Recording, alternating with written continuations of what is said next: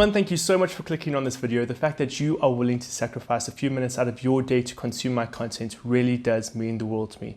For those of you that are not aware, I review everything that gets released on Netflix. So if you're ever curious about a new movie, series, or show, if it's any good, come to my channel and I will let you know. And in fact, actually, don't just take my word for it. Jump across to my community tab and there you'll be able to see that I let my subscribers vote for every new release. So you don't just get my opinion, you get theirs as well.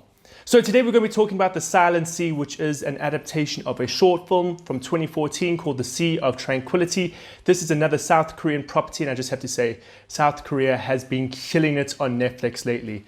Ever since 2020, if I'm not mistaken, when they released Sweet Home, I've been obsessed with every single Netflix release. In fact, those are the releases I'm looking forward to most. Whenever I see one coming up on the calendar, I get so incredibly excited. And once again, I have to say, I was not disappointed. This was a phenomenal, phenomenal project. Before we jump into it though, I just want to say, I feel like the director, the scriptwriter, who was ever involved with creating the story definitely took inspiration from The Waters of Mars, which is arguably the greatest episode of Doctor Who. It was fantastic, and you can see a lot of parallels between that episode and this series. But anyway, let's jump right into it. It takes place in the future. We're living in a world where water has become incredibly scarce.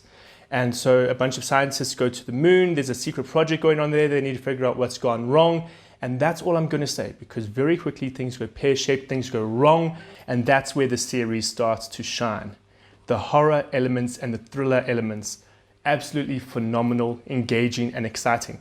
There's a reason why movies like this, Alien, Doctor Who, they do so well, and it's because when we put ourselves in an environment that we're not used to, space, where we've got visibly no experience with, everything becomes alien and the unknown, and that's terrifying. And this series really did a great job of creating an environment where everything is scary, everything is tense. And that was the best part of the series. Only recently, I've really started enjoying thrillers and horrors. And this series is up there with one of my favorites, to be 100% honest. I watch shows incredibly often. I mean, like you guys noticed, I've got an entire YouTube channel dedicated to Netflix. And so I watch a lot of shows and movies back to back to back. And with that comes exhaustion. And so it's gotten to the point where it's very difficult for me to get incredibly engrossed or engaged with the series because, well, it's just another movie, it's just another series, and I watch them and I consume them so often. But this series was so engaging that I honestly couldn't wait to watch the next episode. I was driven to watch them. And so that's very rare nowadays, and I'm so grateful for it because this was so much fun to watch. It was a well-crafted series. So yes, I've spoken about the horror elements, but let's not forget about the story. Honestly, this was a gripping narrative. I loved the characters. All of them were realistically written, and I appreciated all of them. That's probably the wrong word to use, but I understood why they were acting the way they acted. I understood the character motivations behind everything. And so there wasn't a single character where I was like, you were written poorly, I don't like you. And the same goes for the actors. They all gave great performances round the table. Everything was engaging and exciting. And so again, here we've got another example of South Korea being able to take all of these different elements, whether that's storytelling, directing, cinematography. They're able to take all of these different elements and put it into a property that is so engaging to consume and so much fun to watch. There's also an incredibly unique story. The antagonist of the film, which if I can even say that, or the circumstances the characters find them in, it's incredibly unique, and I've only ever seen something like this in that aforementioned Waters of Mars Doctor Who episode. Besides that, this is completely unique. It's an idea that I've never seen before take place.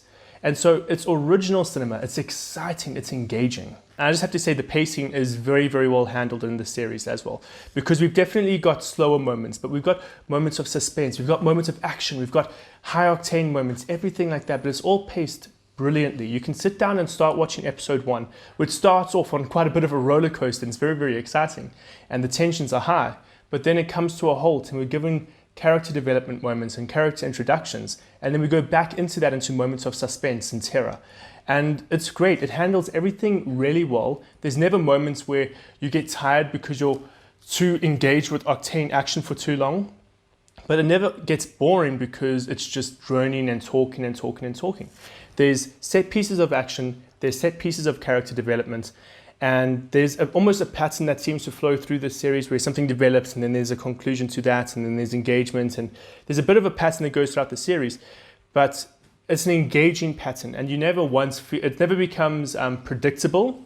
And I enjoy what's happening and I enjoy the roller coaster that I'm on, and I'm hoping that you guys do too as well. But yeah, guys, let's add the Silent Sea to the list, the long list actually, the very long list of South Korean properties that I've thoroughly enjoyed. If we were to look at my top 10 Netflix series, then honestly, I would say about 4 or 5 of them are South Korean properties. So what I'd highly recommend is that you guys start diarizing when South Korea is going to release another property, because they seem to be bangers non-stop. But guys, thank you so much for watching this video. If you'd like to give it a thumbs up, subscribe to my channel if you haven't yet.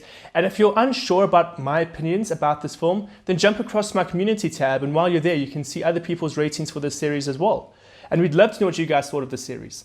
But guys, thank you so much for watching. You're the best. You're awesome. I hope to see you again in another review.